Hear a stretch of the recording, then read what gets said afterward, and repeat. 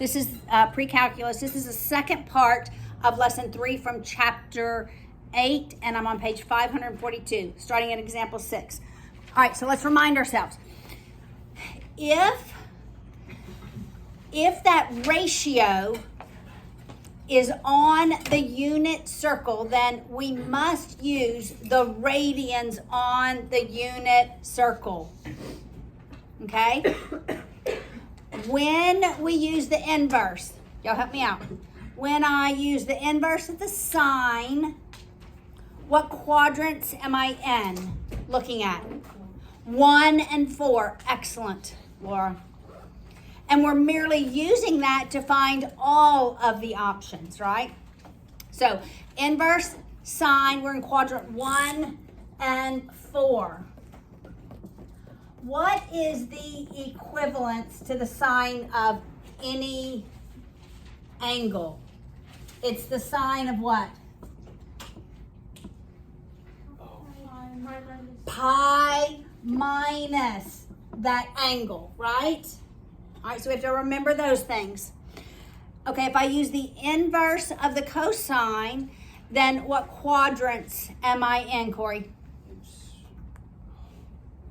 1 and 2. 1 and 2, that's exactly right. So if I solve for using the inverse of one angle, what is an equivalent angle, Isabella? Negative. That's right. Negative those same radians. All right, what about the tangent? When I use the inverse tan? 1 and 4. 1 and 4, just like the sine. It doesn't change though, does it? The tangent always only has one solution in one cycle. And we didn't have an equivalence for the tangent. All right, so let's look with those things in mind. Let's look at example 6. So it's the sine of 2x equals square root of 2 over 2. First, I'm going to ask myself, what is the period of this?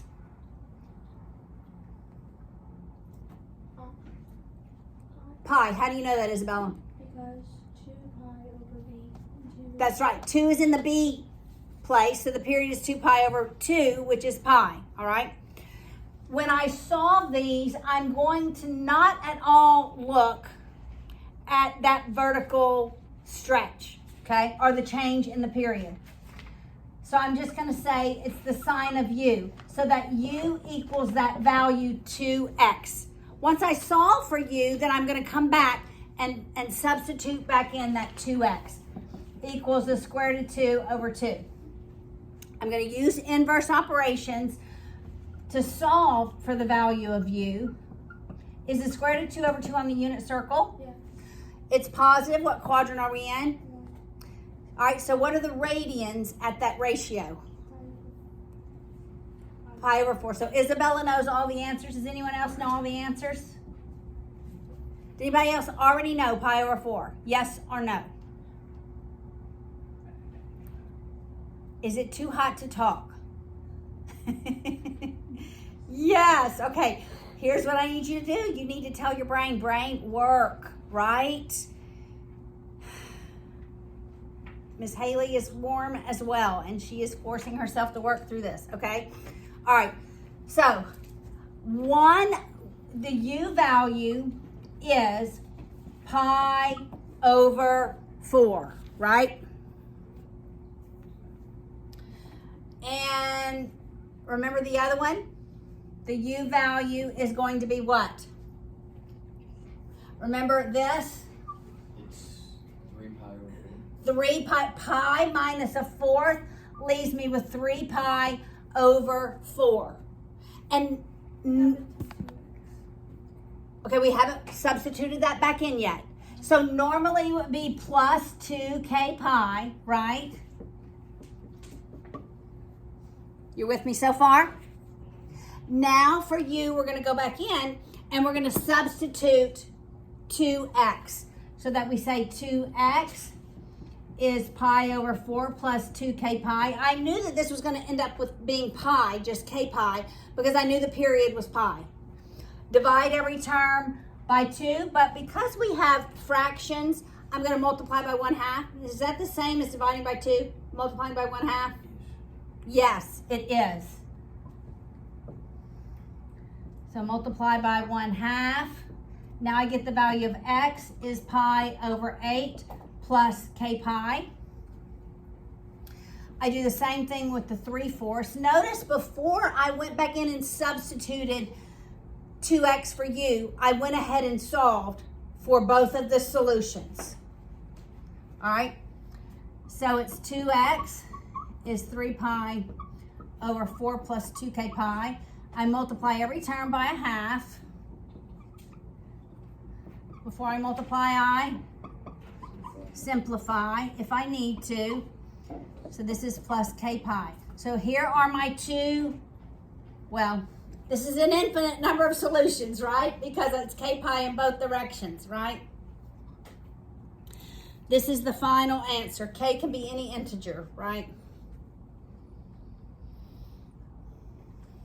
All right. So sometimes we have more than just one sine value, like in example 7. But we're going to use the algebra techniques that we already know to solve these trig equations. Look at example 7. It's 3 sine squared x minus sine x minus 2 equals 0. And I just want the solutions on the interval from negative pi to pi. All right. So when you just look at this equation, does it remind you of something that is familiar to you? Does it look like anything that could be Pythagorean theorem? What, Laura? Is it a quadratic? Does it look like a quadratic? It's something squared plus something to the first power plus a constant equals 0. That is correct. So I'm going to say that the value, the sine of x, I'm going to substitute u in for the value of the sine x. So that really this looks like 3u squared, right? Because the sine x is squared, so I square u, minus u minus 2 equals 0. Once I solve for u, then I'm going to go back and substitute in the sine of x. Okay, here is something important. Okay, can you factor this? We'll wait to the end. Can you factor this? Yes? You can? What is it?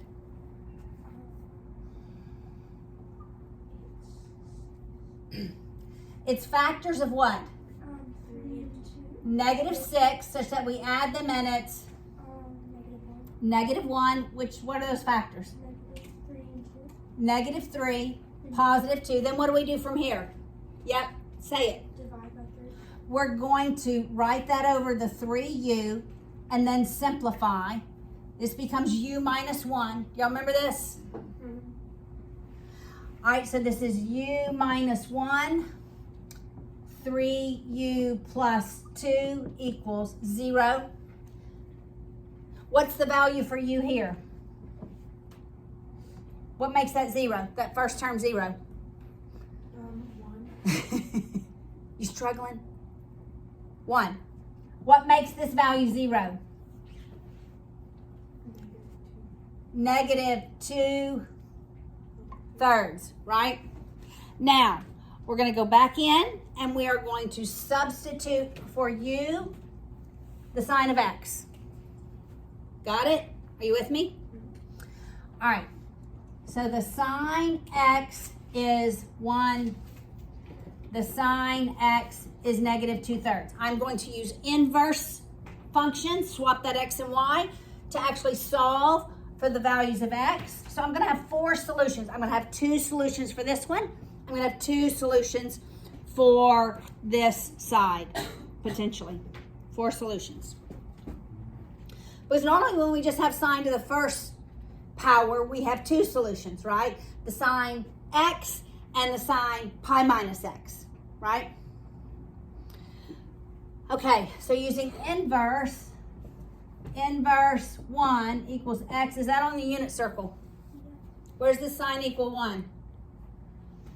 Starts out at 0, goes up pi over 2. All right, so x is pi over 2.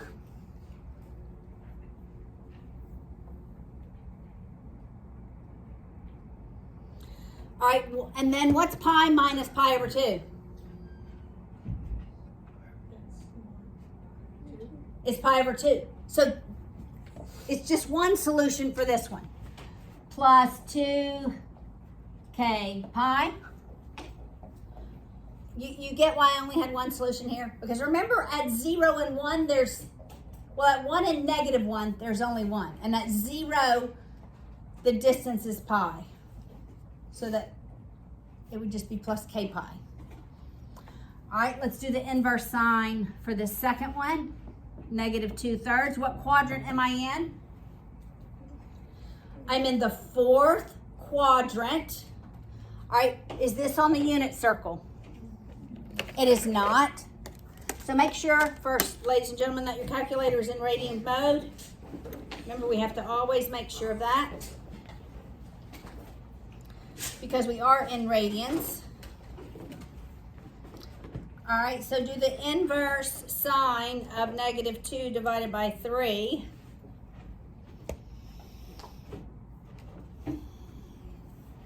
And what do you get? So here's one of my solutions. What do you get for x?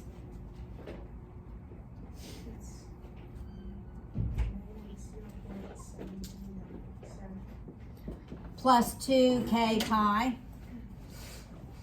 Then how do I get the other one here? Pi minus a negative, which is positive. So what's pi plus this value?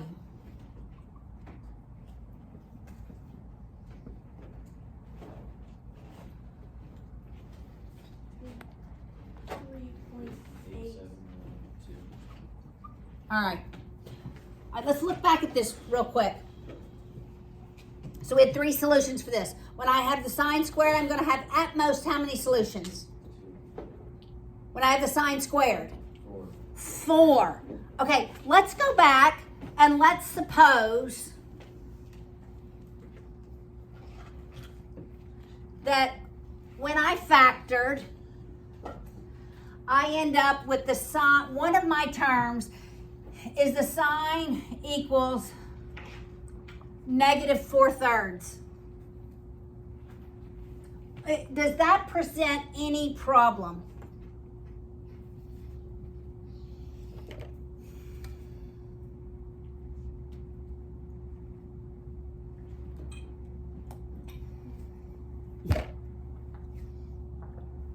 I shouldn't ask some thought-provoking questions when it's so hot in here, huh? Okay, breathe. Fan yourself, people. What would be the problem with this? It's bigger than 1. It's bigger than 1. So is there a solution? No. Actually, it's less than negative 1. So if it's greater than 1, or if it's less than negative 1. So let's just do this in our calculators. Can we do the inverse of that?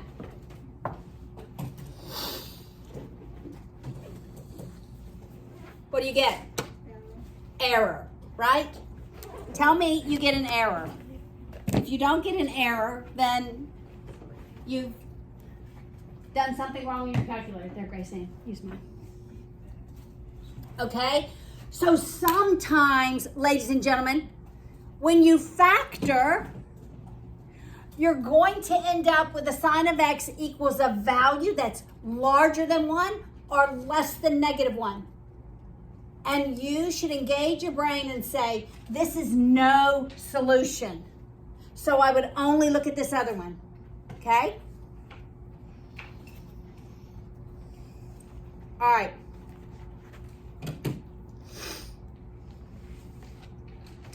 Look at example 8. And does everyone still have your trig identity sheet? Okay, we're going to use that in a minute. All right, look at example 8. We have the tan of x times the cosine squared x equals the tan of x. Now we have two different trig ratios, two different trig functions in one equation. So for purposes of this chapter, we are going to set it equal to 0. Okay? We always want to set it equal to 0. So I'm going to subtract the tan of x on both sides, so that I end up with the tan times cosine squared x minus the tan of x equals 0. All right, any thoughts on how I could possibly solve this equation? Ethan? You can substitute tan with sine over cosine. Okay, I could, but I'd still have to do something else.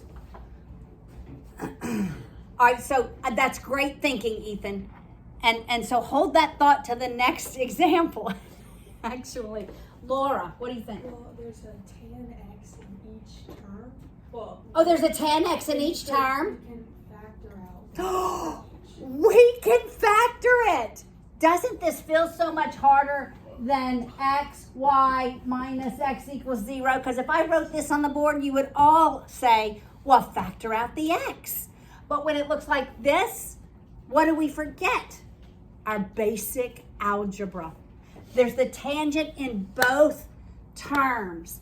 So factor that tangent out of both terms. What am I left with in parentheses? Cosine squared x minus 1. Yes, Laura? So the cosine squared x is the same as the cosine x squared, right? Yes. How is Yes. Wait. X is not squared. It's the same thing as that. It's not the same thing as that x value being squared. It's not. Yeah. Right? Okay.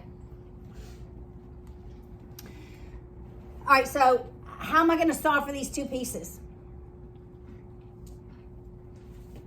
All right, what would I do here? It would be x times y minus 1 equals 0. What would I do to solve for x? Yes. Divide.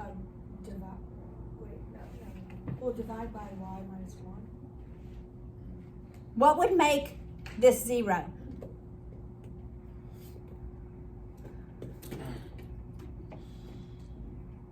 What do you think, Jacob? Well, you could set both, because you have two terms, you can set them equal to 0. Yes! Set both terms equal to 0. If either one of those terms is 0, 0 times any value is, or 0 times any value is 0. So I'm going to set both terms equal to 0. If the tan of x is 0, I don't care what the cosine squared x minus 1 is, because I'm multiplying by 0. Does that make sense? And cosine squared x minus 1 equals 0. All right, let's do the inverse. Remember, for the tan, we only have one solution. Where's the tan x equal to 0? 0. And so x equals 0 plus minus what? K pi. Because the period for the tan is 0. Here we're going to add 1 on both sides. We take the square root of both sides, because this cosine, remember, it's like the whole term is squared. The right-hand side is plus and minus. What's the square root of 1? 1. So it's plus and minus 1. All right. Cosine inverse 1 equals x, and we have cosine inverse -1 equals x. Because we're at that 1 value, remember there's only one solution because the cosine starts here and the distance that it goes from 1 to 1 is 2 pi, and there's only one time when it's -1. So the distance is always going to be 2 pi. All right, so where's the cosine value 1? At 0, right? So x is 0 plus 2k pi. When is it -1? At pi. So x is pi plus minus 2k pi. All right, so I have 3 solutions.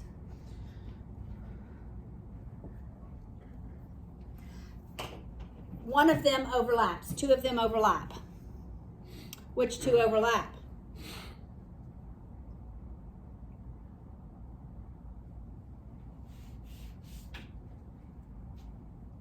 Have any idea? There's really only 2 solutions because 2 of them overlap.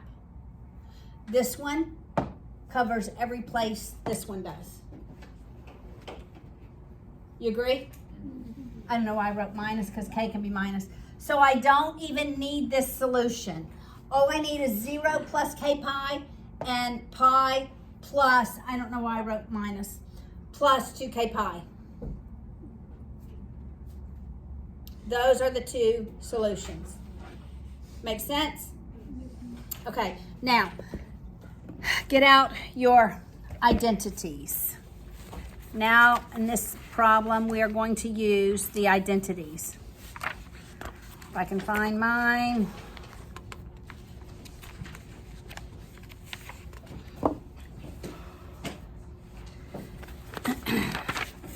Might want to use it to fan yourself as well. Katie, I have an identities for you and a syllabus.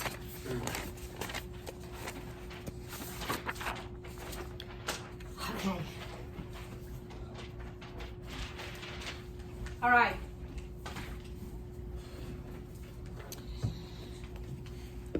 I'm going to write example 9 on the board. And we're going to use substitution. Just like Ethan just said, for the tangent, we could substitute sine over cosine. We use trig identities to substitute so that we end up with only one trig function. All right, so here I have -10 cosine squared x minus 3 sine x plus 9 equals 0. Unlike the previous example, I can't factor out one. Like I can't factor out the cosine, I can't factor out the sine. It looks more like a quadratic, but I have mixed cosine and sine. So look at your trig identities under Pythagorean, which is the second bullet proof on the left column. We'll use a lot of the Pythagorean identities. 100% of the time, the sine squared of any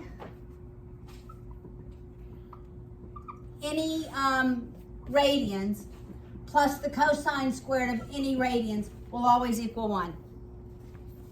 It's crazy, but it's true.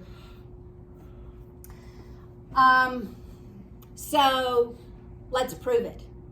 Let's prove this. Sine squared, let's use pi over 6, plus cosine squared pi over 6 equals 1. Where's the sine at pi over 6? What is the sine at pi over 6? It's the first one. Sine counts up. So it starts at 0, 1/2. All right, so that'd be 1/2 squared. What's the cosine? Counts down. That's correct. Square root of 3 over 2 squared equals 1. What's 1/2 squared? 1/4, thank you. What's the square root of 3 over 2 squared? 3/4. Does it equal 1? Yes, it doesn't matter what your radians are. 100% of the time, the sine of any radian squared plus the cosine squared equals 1. All right, so we proved it. I think you would have believed it even if I didn't prove it, right? Yep. Maybe. All right, so I don't have the sine squared, but I have the cosine squared. Can I solve this identity for the cosine squared and this become the sine? Yes. So I'm going to subtract the sine squared on both sides. Are you following me? So this is going to become cosine squared u is 1 minus the sine squared u. So instead of having the cosine x here, I'm going to substitute in 1 minus the sine squared. Got it? You see that? Then I'm going to end up with a sine in this entire equation. All right, so it's negative 10 times 1 minus the sine. I'm going to make it x minus 3 sine x plus 9 equals 0. Distribute that negative 10. So that's negative 10 plus 10 sine squared x minus 3 sine x plus 9 equals 0. Combine my like terms. I have 10 sine squared x minus 3 sine x. Is that minus 1? Equals 0. So I'm looking for factors of negative 10 such that I add them and it's negative 3. What are those factors? 2 and 5. The 5 is negative. I write it over 10. I'm just going to make it u, right? This becomes 1, that becomes 5. This becomes 1, that becomes 2. So my factors are really 5u plus 1. I made the sine of x equal to u. Got it? I really read this as 10u squared minus 3u minus 1. I skipped that step. And then this is 2u minus 1 equals 0. What's the value of u here? U is negative 1/5. And what's the value here? 1/2. But that's really the sine of x, right? So the sine x is negative 1/5.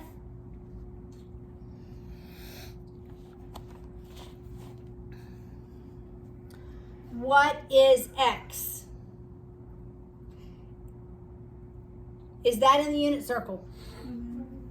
So we do inverse, negative 1/5 is x. So what's the x value? X equals